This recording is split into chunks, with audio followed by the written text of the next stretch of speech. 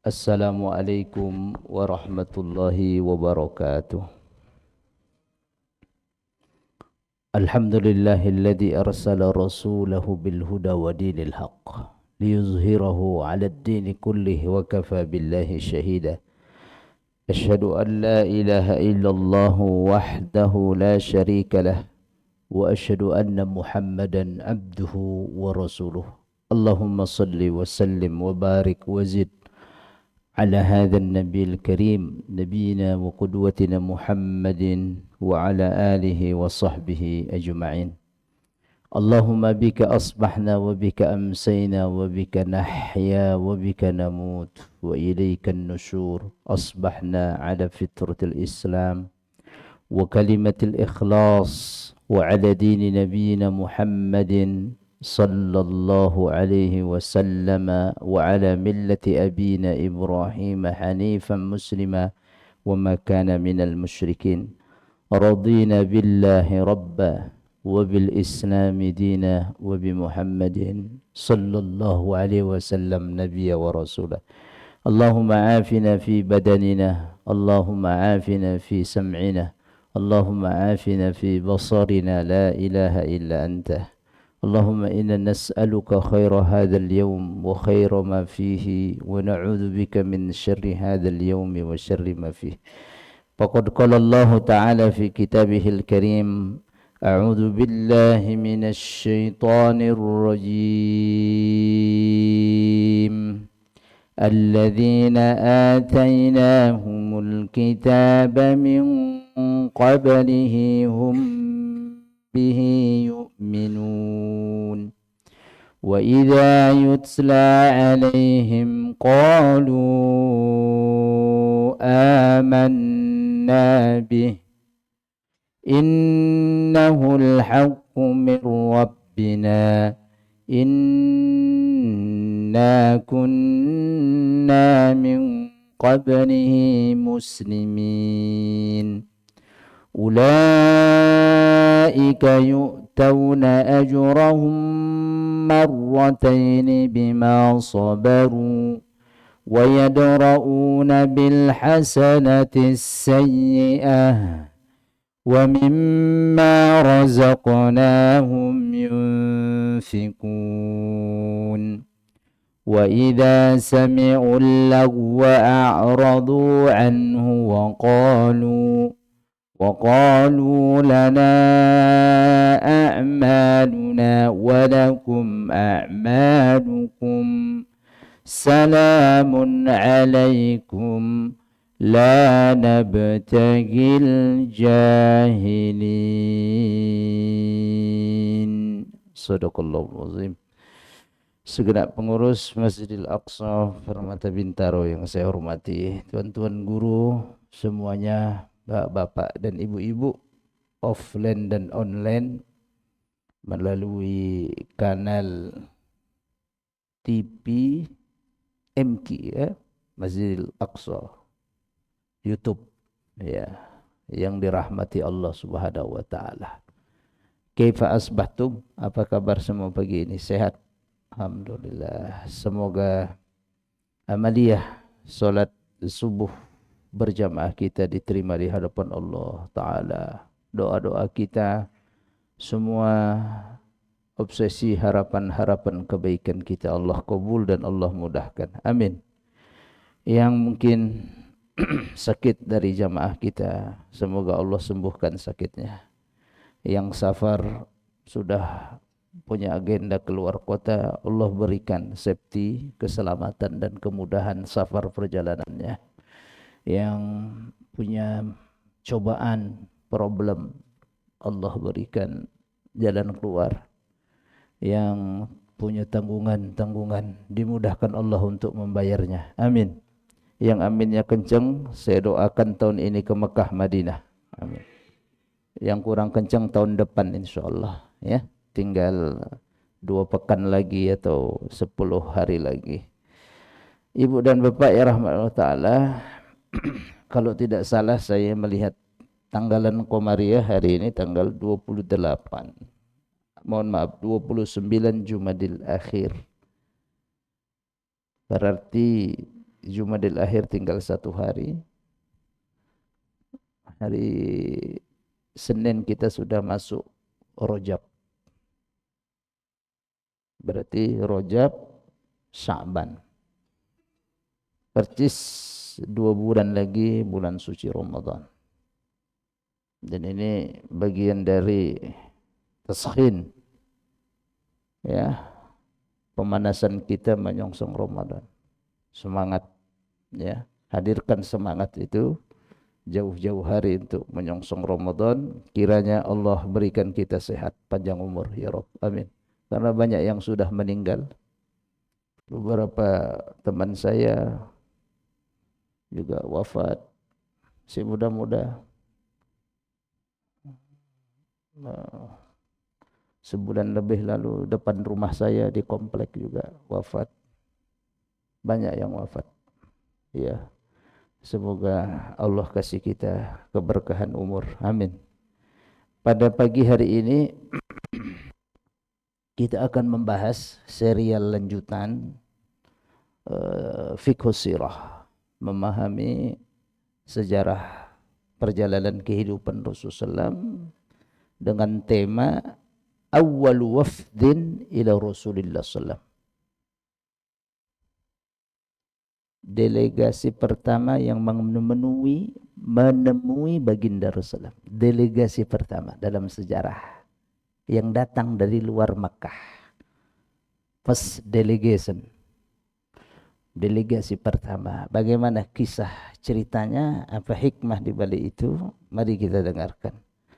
Qala al-muallif rahimahullah ta'ala, penulis buku ini berkata, Syekh Dr. Profesor Ramadan Al-Buti rahimahullah ta'ala, wa nafa'ana Allahu bi'ulumihi fid darain, amin. Semoga kita yang membaca, menggali ilmu-ilmu peninggalan beliau ini, mendengar, diberkahi Allah dengan ilmunya dunia akhirat, amin. Fi ghamrati ma kana yulakihi an-nabi sallallahu alaihi wasallam wa ashabahu min al-'adzabi wal idza wafdun. Di tengah kondisi dahsyatnya yang dialami Rasulullah SAW dan para sahabatnya berupa siksaan, intimidasi, pressure, ya, di tengah masyarakat kota suci Mekah waktu itu, maka datang wafdun, delegasi, ila Rasulullah SAW, menghadap, ingin bertemu kepada Rasulullah SAW. Awwal wafdin min khariji Makkah, disebut dalam sejarah dialah delegasi pertama yang datang dari kota suci, dari luar, dari luar kota Makkah. Untuk apa Pak tujuannya delegasi ini?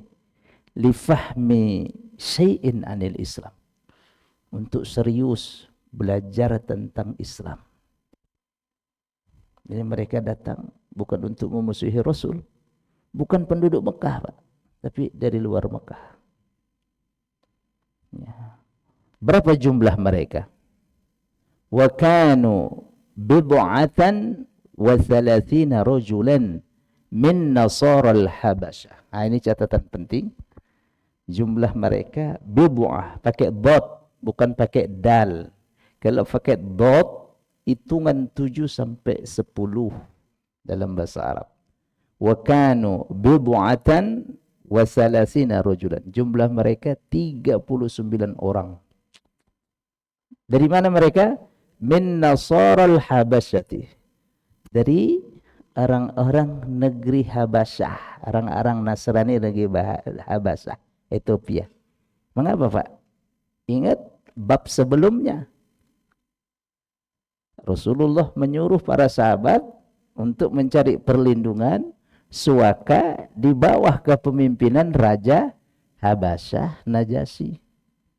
Nah, ini benang merahnya. Ya, benang merahnya ini. Nanti Raja Najasyi mendengarkan bacaan Quran Ja'far bin Abi Thalib surat Maryam yang sudah kita bahas pertemuan sebelum ini. Menangis Raja Najasyi. Jenggotnya basah. Ini ajaran benar, ini ajaran yang Nabi terakhir sebagaimana disebut dalam kitab suci Injil. Bla bla bla bla bla. Diusir, itu mata-mata dan delegasi kafir Quraisy yang untuk mempengaruhi kebijakan raja. Diusir 2 orang, Amr bin As dan Abdullah bin Abi Rabi'ah. Waktu itu belum masuk Islam. Amr bin As diusir dengan membawa semua hadiah yang mereka siapkan. Usir. Tidak, jangan kau tinggal di tempat saya. Biarkan mereka ini pengikut Muhammad berada di bawah naungan suaka perlindungan saya. Ya, ada hikmahnya. Ya, Bapak Ibu, ja'u ma'a Ja'far bin Abi Thalib lada audatihi ila Makkah. Nah, 39 orang Nasrani Habasa Ethiopia ini ya berangkat dari Ethiopia Habasah bersama Ja'far bin Abi Thalib ketika beliau kembali ke Mekah. Ja'far waktu itu sebagai apa, Pak? Dari rombongan kaum muslimin yang berada yang hijrah ke Habasah, dari juru bicara. Ya, berapa jumlahnya waktu itu? 89 orang kaum muslimin ke sana. Ketika Ja'far dan rombongan balik, Ja'far membersamai mereka. Ya, falamma jalasu ila Rasulillah sallallahu, tatkala mereka tiba di Mekah kemudian duduk di hadapan Rasulullah sallallahu, 39 orang ini, wattala'u. Ittala itu mengamati, ditengok, dicermati ala sifatihi sallallahu, ciri-ciri Rasulullah sallallahu, ditengoknya, wa ahwalihi, dan gerak-gerik beliau. Yang luar biasa lagi, wasami'u ma tala alaihim minal Quran. 39 orang ini, Pak, tengok di ke depan, mendengarkan Al-Quran yang dibacakan di majelis Rasul, dibacakan Rasul, didengarkan. Apa respon mereka? Amanu kulluhum, semua 39 ini, asyhadu an la ilaha illallah wa asyhadu annaka rasulullah, beriman semuanya. Allahu akbar. Falamma alima bidzalika Abu Jahal, ternyata orang kafir Quraisy melalui kanal Abu Jahal ini, stupid father, mencium, mengetahui kondisi itu. Kondisi apa? 39 orang dari Habasah Ethiopia masuk Islam. Ini luar biasa Abu Jahal ini.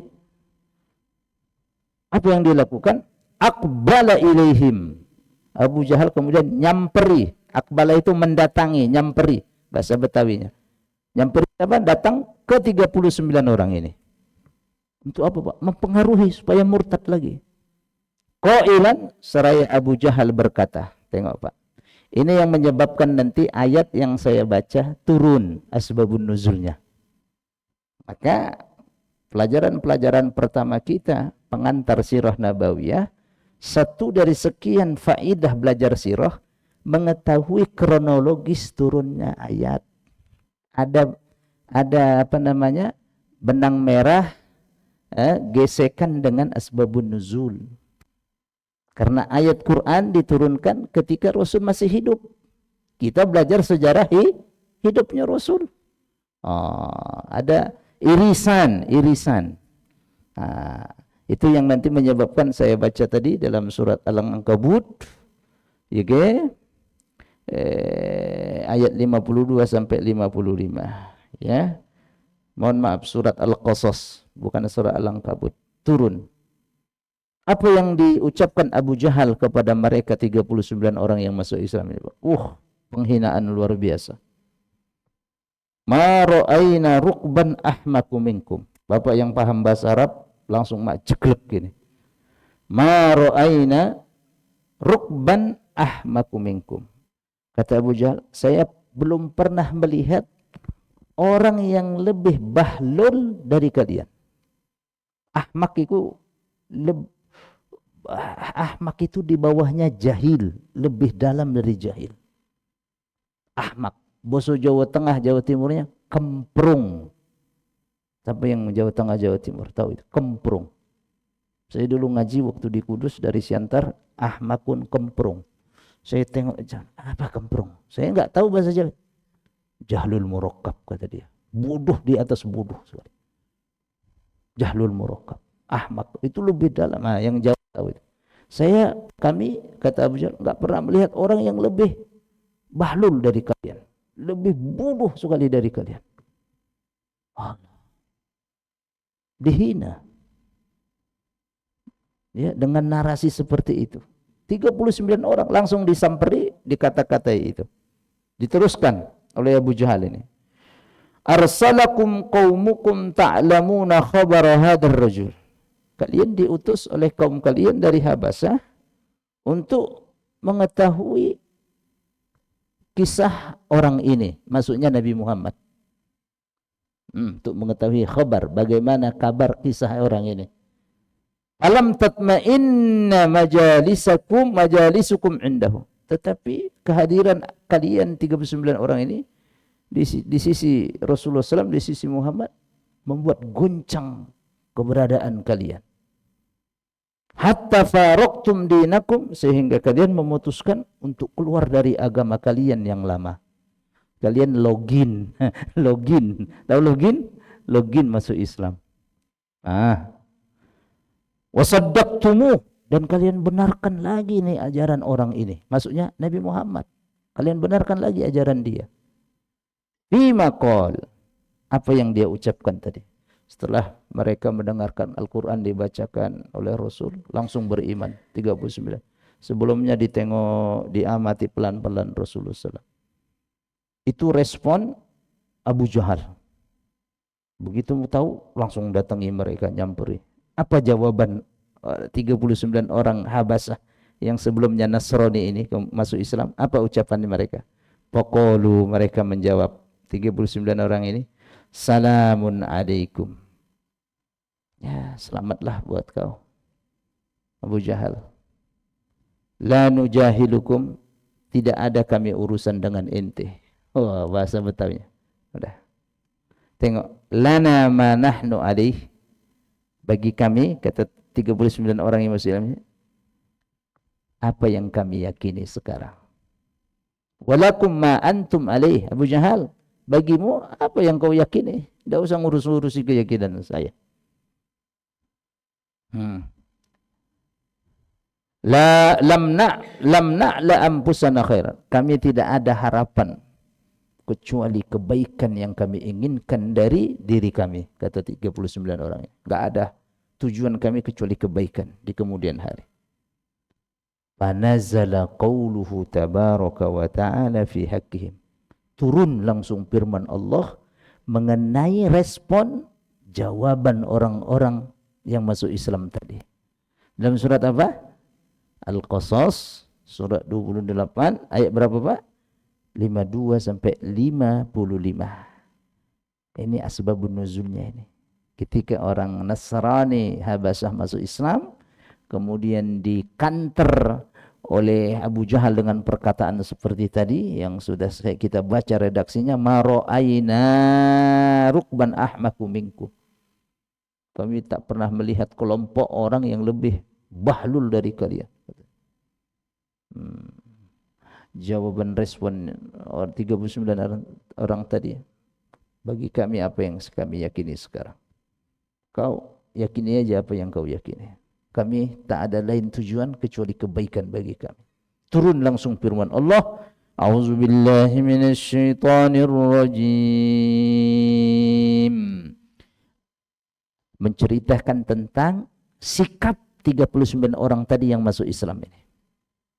Yang kemudian mengkanter menjawab ucapan yang sengit, nyelekit ucapan Abu Jahal tadi. Inna atainahumul kitaba min qablihi hum bihi yu'minun. Alladzina, dan orang-orang, atainahumul kitab, yang kami berikan kepada mereka Alkitab, maksudnya adalah Taurat wal Injil, min qablihi, sebelum Quran diturunkan, hum, mereka semua yang diberikan oleh Allah kitab suci, beriman kepada Taurat dan Injil, mereka hum bihi, beriman, mereka beriman kepada kerasulan Nabi Muhammad, beriman kepada Al-Quran. Wa idza yutla alaihim qalu amanna bih. Jika dibacakan kepada mereka ayat-ayat Quran, mereka langsung respon, kami beriman dengan ayat-ayat itu.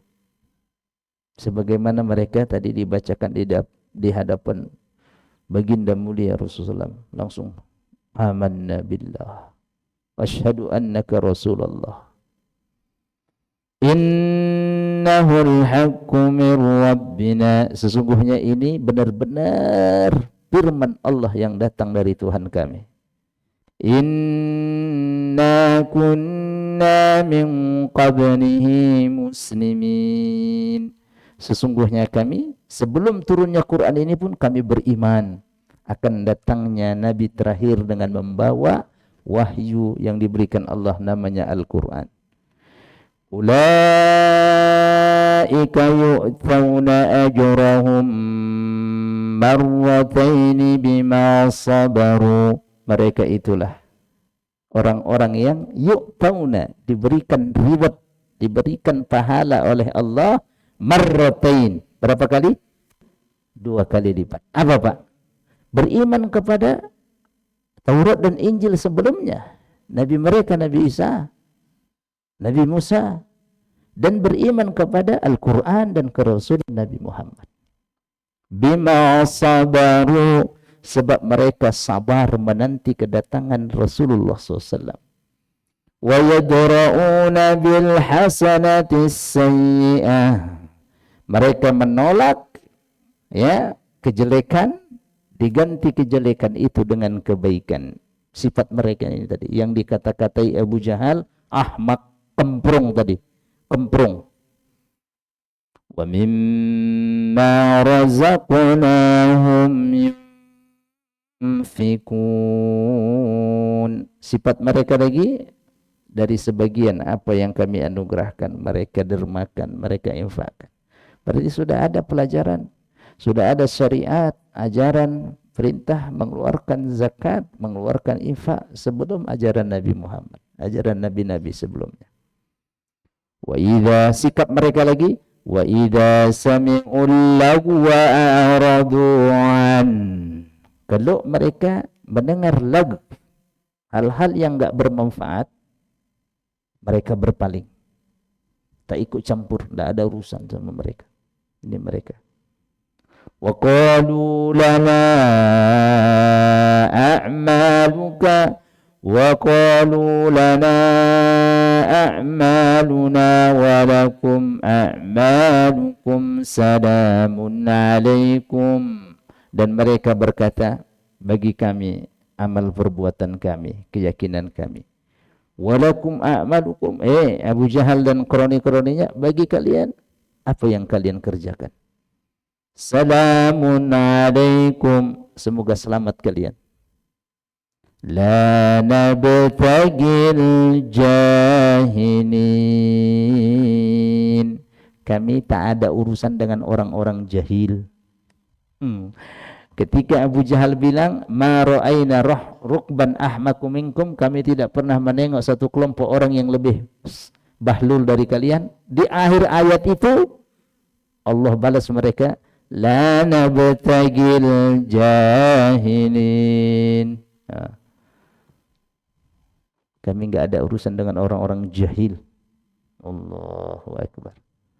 Ibu dan bapak yang rahmati Allah Ta'ala, apa hikmah dari sepenggal kisah tadi itu yang kita baca dan yang kita dengar? Ya, di sini setiap ada kesusahan pasti ada kemudahan, ada hikmah di balik itu. Ini yang pertama. Siapa sangka 89 orang yang disuruh Rasul untuk cari suasana tenang karena di Mekah enggak kondusif, suaka, perlindungan dari raja. Rajanya juga welcome, marhaban, raja yang adil, beriman kepada Nabi Isa, beriman pada Injil, kemudian mendengar Quran dan nanti masuk Islam. Raja Najasyi juga. Di balik kesulitan yang dihadapi Rasul, tekanan dakwah, pressure, intimidasi, siksaan para sahabat, ternyata di balik itu Allah berikan luar biasa. Langsung 39 orang datang Bersama siapa tadi Pak? Ja'far. Kami maulah ke Mekah lah kurang lebih, untuk bertemu langsung berhadapan dengan Rasulmu Nabi Muhammad SAW. Hikmah yang kedua, ternyata di jalan kebaikan pasti ada orang yang nggak suka. Nah ini penting ini. Siapa Pak sosoknya? Abu Jahal, pasti itu Pak. Itu nggak bisa tidak. Musara'ah bainal haq wal batil. Pertempuran hak dan batil itu sampai kiamat. Tengok, Abu Jahal nggak tinggal diam. Begitu dengar berita itu mempengaruhi, tantangan datang lagi. Yang ketiga, kita belajar daripada keteguhan 39 orang ini tadi. Begitu dikata-katai bla bla bla bla sampai bahasanya itu ahmak, ya, mereka tidak goyah dengan kata-kata itu, tak terpengaruh, bahkan menancap iman mereka. Karena mereka juga yang selanjutnya hikmahnya belajar, knowledge, dia pelajari, kami beriman. Ya'ti min ba'di ismuhu Ahmad, nanti ada datang nabi akhir, penutup, closing of all messenger, namanya Ahmad. Siapa Ahmad? Nabi Muhammad. Ayat-ayat sinyal seperti itu masih ada dalam kitab suci Injil mereka waktu itu. Ini beberapa hikmah yang kita bisa ambil dari penggalan kisah yang ini. Selanjutnya, karena ini pendek babnya, kita akan bahas satu tragedi, kejadian fase kehidupan Rasul di mana Rasul menghadapi goncangan yang luar biasa. Setelah datang ini orang 39 masuk Islam, tidak lama kemudian di tahun itu, tahun ke-10 dari kenabian, berarti umur Nabi 50 tahun. Disebut oleh para ulama alaihi sirah, terjadi peristiwa yang namanya Amul Huzni. Apa Pak? Amul Huzni, tahun kesedihan, tahun duka cita. Mudah-mudahan saudara kita di bumi Sumatera, Aceh khususnya, diberikan Allah ketabahan. Amin, amin Pak. Allah, Aceh, Sumatera Utara tempat saya lahir, dan Sumatera Barat. Tapi yang parah Aceh, ya mudah-mudahan, ya Rabb. Jadi Nabi mengalami luar biasa goncangan. Apa itu tahun duka cita, bagaimana kisahnya? Kita lanjut ini karena ini babnya pendek-pendek. Wa huwa al-'amul 'ashir min bi'tsatihi sallam. Terjadi tahun ke-10 dari kenabian.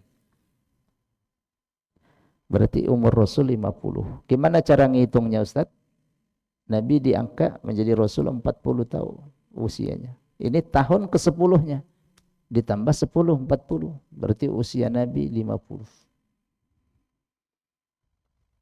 Apa yang terjadi waktu itu? Faqad tuwfiyat fihi zawjatuhu Khadijatu bintu Khuwailid radhiyallahu anha. Pertama yang dialami Nabi tahun itu Pak, beliau ditinggal, wafat oleh istri beliau tercinta, Ummul Mukminin Khadijah bintu Khuwailid radhiyallahu anha, wafat. Wa tuwfiya fihi aidan ammuhu Abu Thalib. Pada tahun yang sama wafat juga, meninggal juga paman beliau yang bernama Abu Thalib. Berapa jarak antara wafatnya Ibunda Khadijah kemudian wafat Abu Thalib? Para ulama menjelaskan, wa yaqulu Ibnu Sa'ad fi Tabaqati, Imam Ibnu Sa'ad menjelaskan dalam kitab Tabaqatnya, kana baina wafati Khadijah radhiyallahu anha wa Abi Thalib syahrun wa khamsata ayyam. Allahu Akbar. Ya Rabb. Antara wafatnya Ibunda Khadijah tercinta radhiyallahu anha, tengok, kemudian wafat paman Nabi, itu hanya berselang 1 bulan 5 hari. 1 bulan 5 hari. 4 pekan. Lebih 5 hari. Nabi masih sedih. Mengapa Nabi sedih waktu itu, Pak? Bagaimana Nabi kok bisa sedih? Seberapa penting Khadijah dan Abu Thalib dalam kehidupan Rasul, dalam dakwah. Ini yang paling penting. Waqad kanat Khadijah radhiyallahu anha, adalah posisi Khadijah di mata Rasulullah SAW, urgensi pentingnya sosok Khadijah di mata Rasul. Kama qala Ibnu Hisham, sebagaimana diterangkan oleh Imam Ibnu Hisham dalam kitab Sirah. Imam Ibnu Hisham punya kitab Sirah induk besar. Syekh meringkas dari itu semua, memudahkan kita belajar. Apa posisi Khadijah? Wazirus sidqin 'alal Islam. Menteri yang membenarkan ajaran Islam, kerisalahan Rasul. Maka dia pertama kali wanita dari kalangan Makkah yang beriman, Khadijah. Di sini bahasa pengarang pakai bahasa sastra yang tinggi. Wazirus sidq, yang membenarkan kebenaran risalah Islam pertama kali. Wazir, minister, menteri. Wizarah, ministry, kementerian. Apa maknanya? Yang membenarkan pertama kali dakwah Rasul. Awwalu imra'atin amanat bi Rasulullah. Pertama kali wanita yang beriman kepada kerasulan Nabi Muhammad. Khadijah itu. Yang kedua, yashku ar-rasul ilaiha wa yajidu anha indaha unusa wa salwa. Posisi Khadijah yang kedua, Pak, tempat curhat, berbagi Rasul atas masalah, tantangan, realita yang dialami Rasul dalam dakwah di lapangan. Tempat mengadu curhat bagaimana ini dan seterusnya. Yang di samping Khadijah, Rasul mendapatkan ketenangan, support. Yang ketiga, posisi Khadijah, yu'inu da'wat Rasulullah SAW bi amwaliha kulliha. Allah yang menopang dakwah Rasul dari aspek finansial, logistik bahasa kita sekarang. Karena dakwah perlu penopang logistik. Ini masjid perlu operasional, listrik, kebersihan, maintenance, perlu ditopang. Tidak bisa tidak. Maka Khadijah disitulah hikmah mengapa Rasul dijodohkan Allah. Pernikahan Khadijah dengan Rasul ini semua pressure, planning dan tarbiyah ilahiyah semua. Campur tangan Allah 100%. Di usia Nabi 25 tahun menikah dengan janda. Khadijah sudah 2 kali menikah. Kalau bukan hikmah Rabbaniyah, tidak mungkin Rasul menikah. Di saat yang sebaya Rasul, pemuda Mekah tidak mau menikah dengan orang janda, pasti mencari gadis. Tapi Rasul, tengok, ini menjawab tuduhan orientalis, orang-orang yang busuk hatinya dengan Islam, menuduh macam-macam Rasulullah. Terjawab dengan itu. Realita di lapangan hanya satu istri Nabi yang gadis, yaitu Ibunda Aisyah radhiyallahu anha. Selebihnya semua ummahat sayyibat, ibu-ibu janda semua. Tengok itu, Pak. Yang ketiga, apa posisi Khadijah tadi? Di mata Rasul, penopang dakwah dari aspek logistik semua. Karena Khadijah mewarisi, Pak, ayah beliau ini saudagar, punya perusahaan trading besar di Mekah, bawa barang dagangan ke Syam dan ke Yaman. Nama ayahnya namanya Khuwailid. Punya perusahaan perdagangan gede. Begitu wafat, Ibunda Khadijah yang meneruskan perusahaan tersebut. Nanti Rasul ikut kerja, dilamar. Bukan Rasul melamar kerja.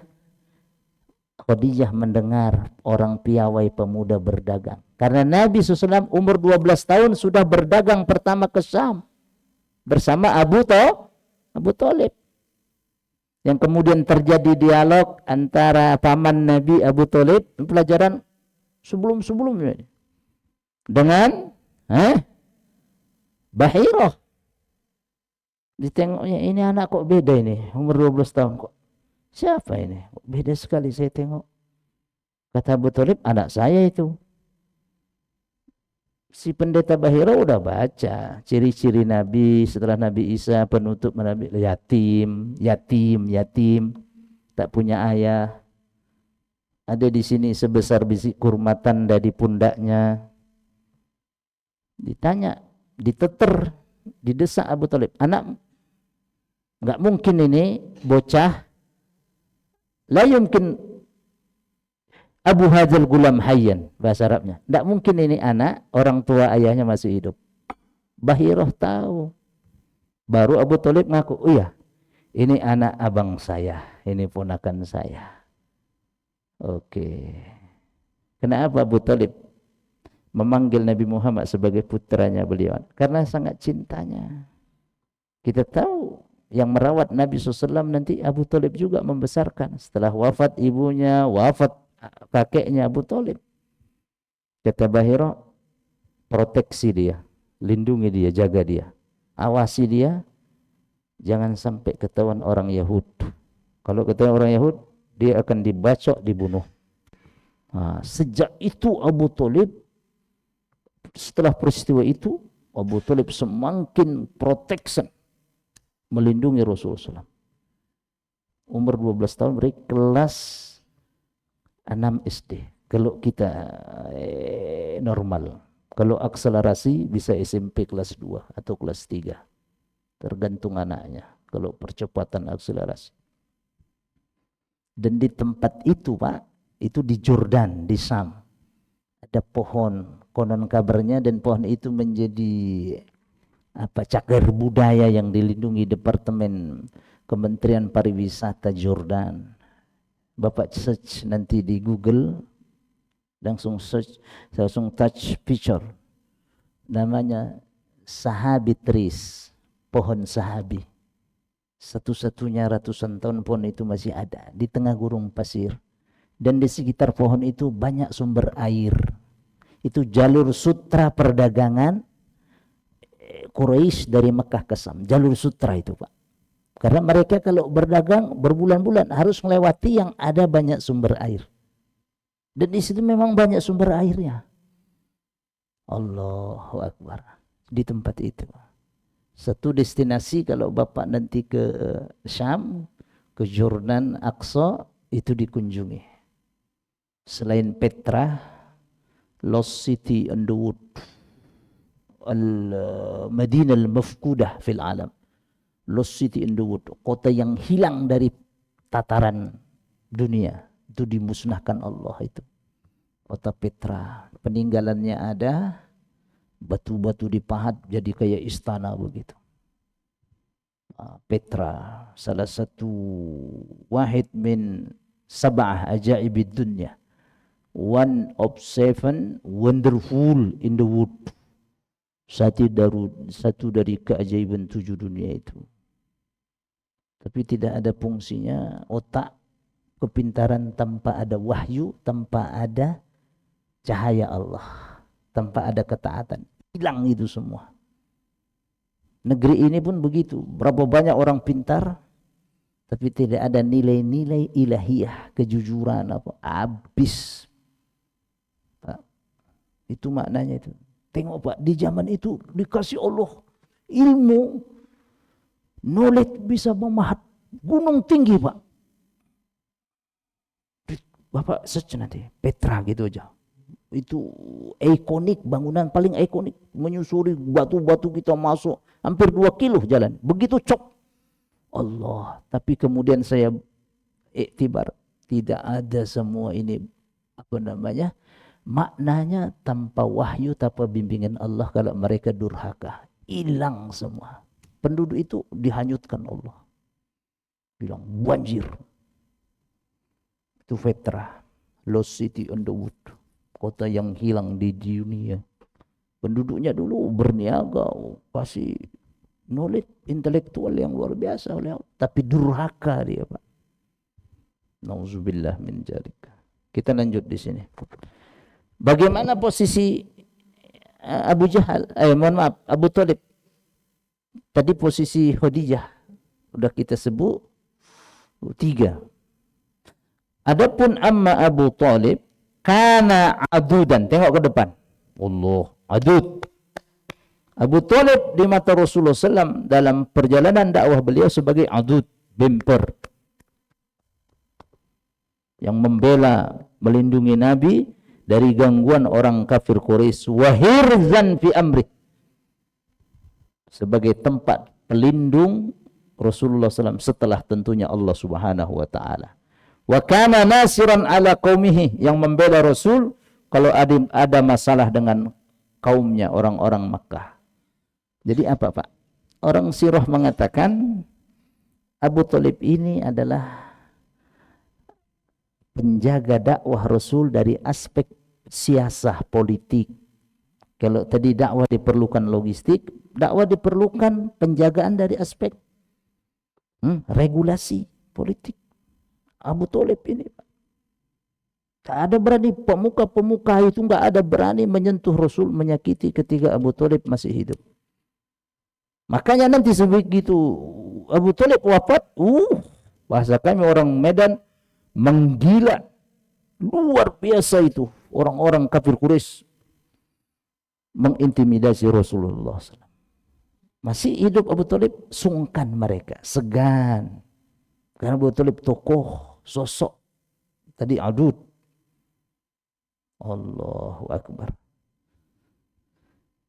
Yaqulu Ibnu Hisham fi Tabaqatihi, Imam Ibnu Hisham menceritakan dalam kitabnya, falamma halaka Abu Thalib, tengok ini yang saya singgung, begitu wafat Abu Thalib di tahun itu, nalat Quraisyun min Rasulillah sallallahu minal adha ma lam takun tatma' bihi fi hayati Abu Thalib. Orang kafir Quraisy mendapatkan peluang emas. Bahasa saya, nalat Quraisyun min Rasulillah minal adha, mendapatkan peluang emas untuk apa? Menyakiti Rasulullah dan menyakiti pengikut Rasulullah SAW. Ya, yang peluang itu tidak didapatkan ketika sosok Abu Thalib masih hidup. Kesempatan emas ini. Allah, Abu Thalib masih hidup, masih sungkan mereka, masih jaga jarak, nggak macam-macam. Begitu Abu Thalib dipanggil Allah, kesempatan, peluang besar buat mereka untuk menyakiti Rasulullah SAW. Hatta i'taradu safihu min sufai Quraisy wa nasaru ala ra'si turab. Sudah main fisik ini, Pak, dakwah itu begitu. Ada kalanya narasi perang opini, pada titik nanti juga mereka main fisik, sebagaimana yang dialami Rasul. Rasul orang pilihan Allah mengalami seperti itu. Sampai nanti Rasulullah SAW dilempari kotoran kepala beliau dengan tanah, pasir, debu-debu. Wadakhala Rasul sallam baitahu, Rasul masuk kembali ke rumah beliau. Watturabu ala ra'si sallam, sementara kotoran tadi, Pak, debu-debu pasir berada di kepala Rasulullah SAW. Allah, udah main fisik, Pak, udah, bahasa saya udah nyegat, mencegat, di jalan. Abu Thalib masih hidup, tak berani mereka gitu.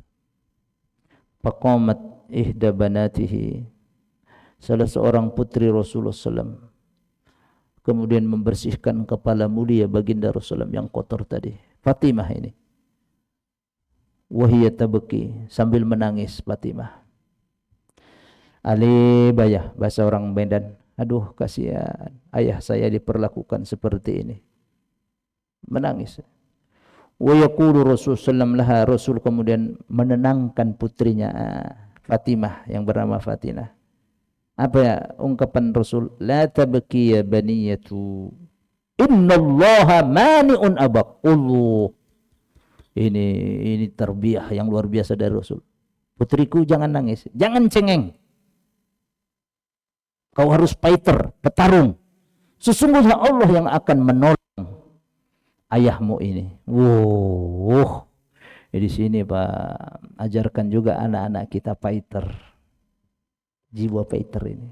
Rasul mendidik secara tidak langsung dan langsung ini. Jangan nangis, jangan cengeng. Bakaya begini menangis. Tak usah kau tangisi, nak. Sesungguhnya Allah yang akan membantu membela ayahmu ini. Walaqad atlaqan Nabi sallam ala hadzal 'am, maka Rasulullah memberikan istilah penyebutan pada tahun tersebut. Tahun keberapa tadi? Ke-10 dari kenabian. Disebutkan oleh Rasul istilah kejadian itu pada tahun itu amil huzni, tahun kesedihan, tahun duka cita. Kenapa? Apa sebab asbabnya? Li syiddati ma kabada fihi minas syada'id fi sabilid da'wah. Karena Nabi menghadapi rintangan, tantangan yang dahsyat di jalan dakwah. Ya, sepeninggal wafatnya orang yang beliau sangat cintai, istri beliau Ummul Mukminin Khadijah dan paman beliau. Khadijah ini luar biasa di mata Rasulullah SAW.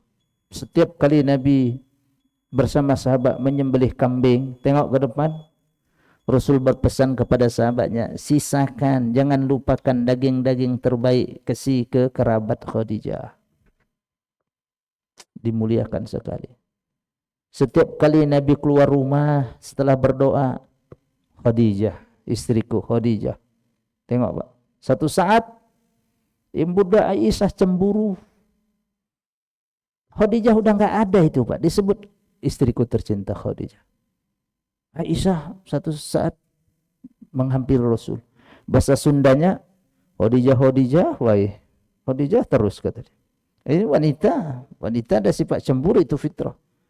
Baru kemudian diterangkan Rasul, Pak, sejak kejadian itu Aisyah setelah itu tak pernah lagi cemburu.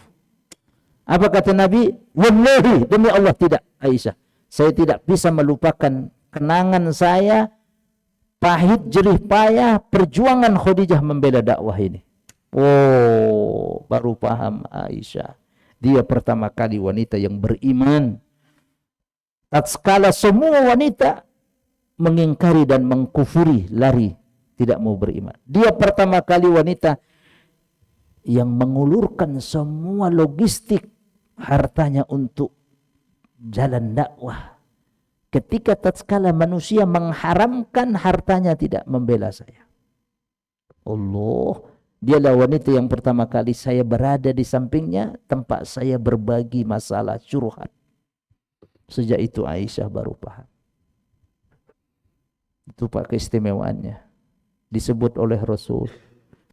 Bagaimana Rasul memori beliau tidak melupakan pengorbanan Ibunda Khadijah. Kalau menyembelih syah itu kambing. Syah itu kambing domba. Itu kesukaan Rasul. Kambing domba, no setruk. Tak ada setruk kambing Pak. Bapak jangan belajar. Orang Yahudi Zionis kambing daripada sapi. Kambing gak ada setruk. Kambing domba. Yang buat setruk apa? Mecin setengah kilo dimasukkan di belangong dulu, di wajan. Itu yang buat kambing domba. Nah, ada apalagi iganya. Wow, itu kesukaan Nabi. Mengapa enggak buat setruk? Kedua kambing domba buat setruk. Semua sahabat pasti dibaca sejarah setruk semua. Benar. Itu kita ditutupi oleh orang-orang Zionis, antara daging domba, kambing dengan daging sapi. Mereka makan daging domba. Domba terbaik daging di dunia Jordan. Domba Jordan. Terbaik, paling mahal dan paling luar biasa Jordan. Karena dia tidak di kandang. Kambingnya dilepas, bergerak, makan rumput-rumput. Kambing domba terbaik. Jadi Bapak jangan ada pikiran makan kambing domba setruk. Enggak.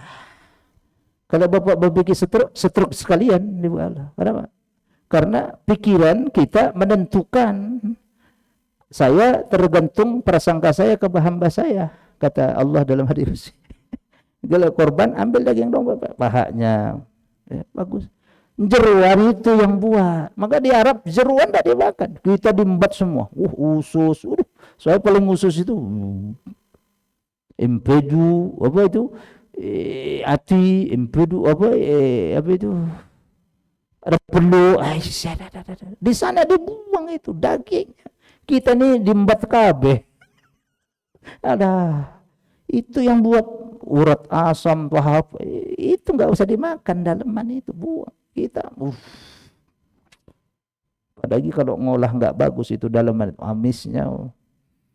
Kurangi yang begitu, Pak. Apalagi udah usia 50-an tahun ke atas. Daleman itu yang, kalau Bapak daging murninya, no. Bapak panggang. Dan kurangi micin. Ya, micin. No. Micin. Nah, itu yang bahaya. Ya. Bapak Ibu jamaah rahmati Allah Ta'ala, itu sepenggal kisah bagian kedua tentang pelajaran kita pagi hari ini. Amul huzni, tahun duka cita tadi. Banyak pelajaran yang bisa kita ambil dari kisah tadi, bagaimana Rasulullah SAW juga dicoba oleh Allah dalam perjalanan dakwah perjuangan beliau. Ini memberikan arti pengajaran kepada kita. Sekali lagi, seorang nabi saja diuji seperti itu dalam hidupnya, apalagi kita manusia biasa, menjadi ibrah teladan. Ya, yang kedua, ibrah teladannya, Khadijah diwafatkan oleh Allah, kemudian Abu Thalib, agar tidak ada lagi orang menuduh kesuksesan dakwah Nabi ditopang dengan manusia. Maka tidak lama kemudian wafat semua. Nanti kakeknya wafat, Abu Thalib wafat, Warokah wafat, Khadijah wafat, semua. Tidak ada menuduh, oh iyalah Muhammad itu sukses, pamannya pejabat. Kalau manusia biasa begitu, Pak. Anak dan ayah ditangkap KPK, ya kan? Iya kan? Udah dapat beritanya kan? Bawa ke Gedung Merah Putih, anak dan ayah. Anaknya ingin meneruskan anaknya nanti. Itu kalau manusia biasa. Makanya di-cut oleh Allah jauh-jauh hari. Karena apa? Nanti ada orang menuduh di luar sana, orientalis, Muhammad sukses sih. Pamannya tokoh, istrinya orang kaya. Semua di-cut oleh Allah. Tidak ada celah nanti orang menuduh kesuksesan dakwah Rasul sebab akibat manusia tanpa campur tangan Allah. Kalau manusia enggak, dia bapaknya udah jadi bupati atau wali kota, pingin anaknya, pingin saudaranya. Nabi Muhammad tidak seperti itu dalam dakwah. Ini pelajaran yang paling penting. Ya, kemarin kan Pak, OTT kan, anak dan ayahnya OTT itu di Kabupaten Bekasi ya. Anak sama ayahnya, anaknya bupati, tangkap ke Merah Putih. Banyak yang ketangkap, berborong ketangkap OTT.